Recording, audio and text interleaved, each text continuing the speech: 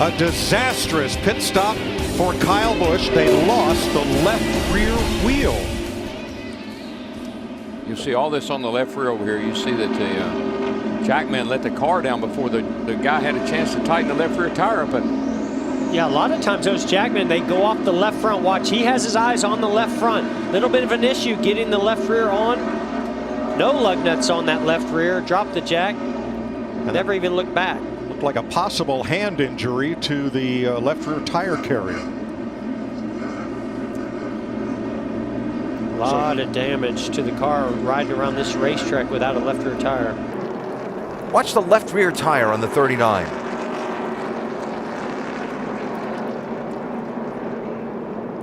Oh, wow. I'll tell you, what you're seeing right there is the end, the actual end of the housing breaking off, because the hub's still attached. You can see it attached to the wheel.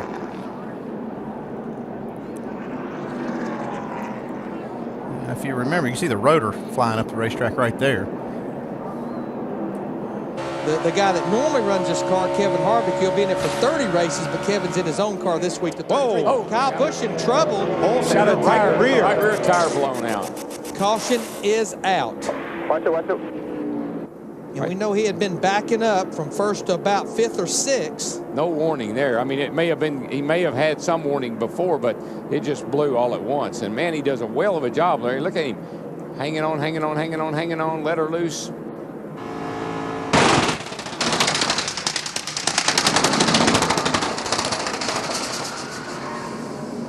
That sound and hitting the wall, that pop you get when you hit the wall, those are two things that just... I mean, the whole right side of that race car is gone.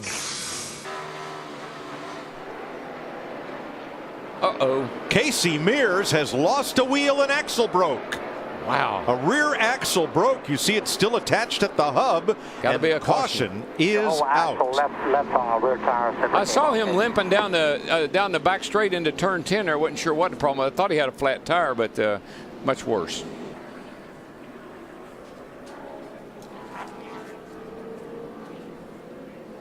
There she goes.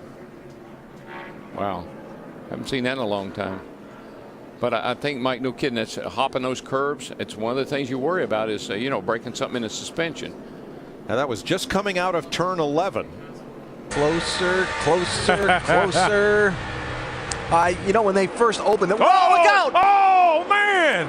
Tim Schendel in the 52 has a problem right in front of the leaders, and Kyle Busch is heavily damaged. Wow, and I think Carl Edwards got into him as well. They're just going down in the corner. They don't think anything. This car's going extremely slow, but then right here is where Schendel blows that right front. You see the sparks flying, and then Kyle just knows where to go. I mean, that was just he was just an innocent victim there. I have not seen something like that in a long time. Kyle Busch, that just happened to him out of the clear blue.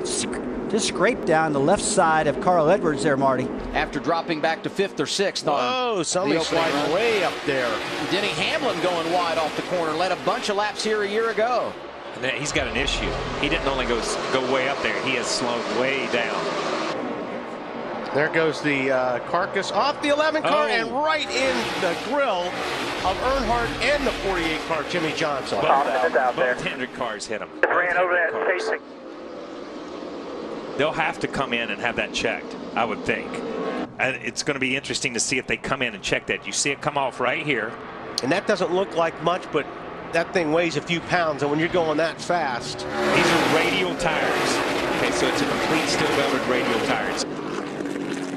Caution has come out from New Hampshire Motor Speedway for the second time.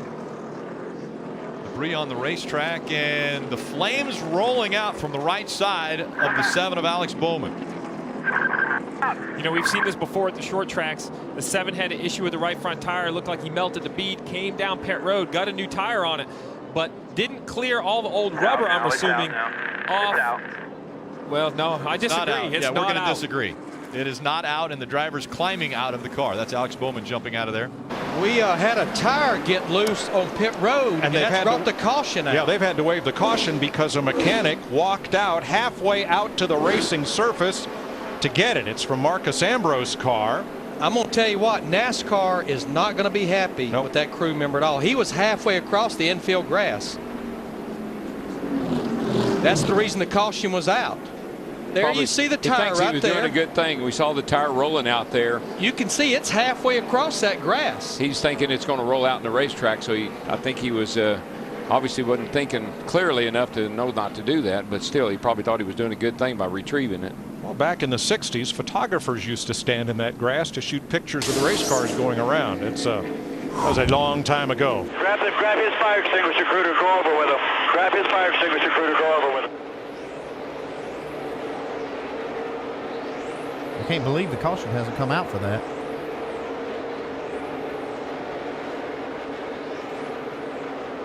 Oh, whoa, baby. Whoa. That tire just blew out. Everybody's okay. All right, you dumbasses, come on.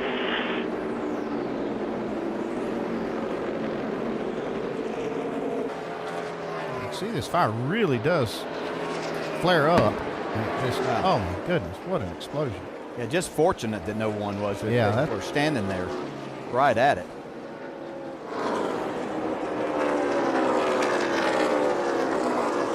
Wow, that's scary. Emotions going back and forth, Mike, on the last stop. The concern went away because they told Brian Vickers they did indeed have a loose left rear wheel. And he just hit the wall. He just hit the wall hard, Matt. And around goes Gilliland. And everybody else gets on the brakes. I think they're running over parts over there. I see parts flying everywhere. And a wheel goes over the fence into a camper area. I think Gilliland hit that tire and wheel. Let's see what happens here. Yeah, you see the center of the tire. The wheel is gone. Well, the only way we're going to find out, we're going to have to go over to the infield and dig it out of that camper tent that it went over into. Man, look at the guys. And it did bounce off the hood of Gilliland's car. It's still going. Photographers scramble.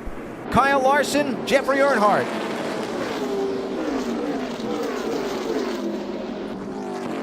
In the grass, the middle 3 and 4. Having a tough time. It looks like he might make it out of there.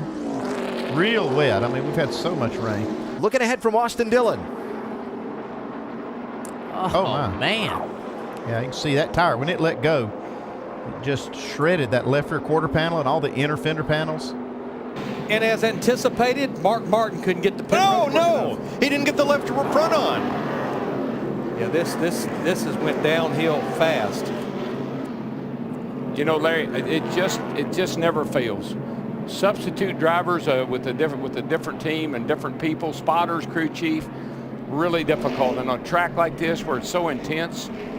I hurt bad. Big hit for the 6 of Trevor Bayne. I hurt so bad.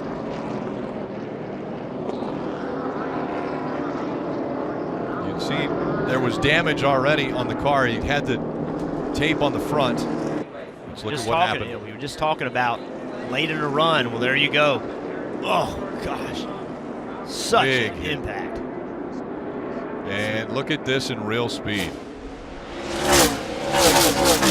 Oh, God. Leader Kyle Busch, we heard the debate between the driver and the crew chief. I think they settled on a pound of air out of the left rear. We'll see what they go with. Kyle Busch says he just doesn't want to be tight for this restart. There's a lot of trouble, though, on that front rear. They're running around. So he left only 2 tires for Kyle Busch. 2 tires and out for the leader. And the tire is off the left rear. That was the audible.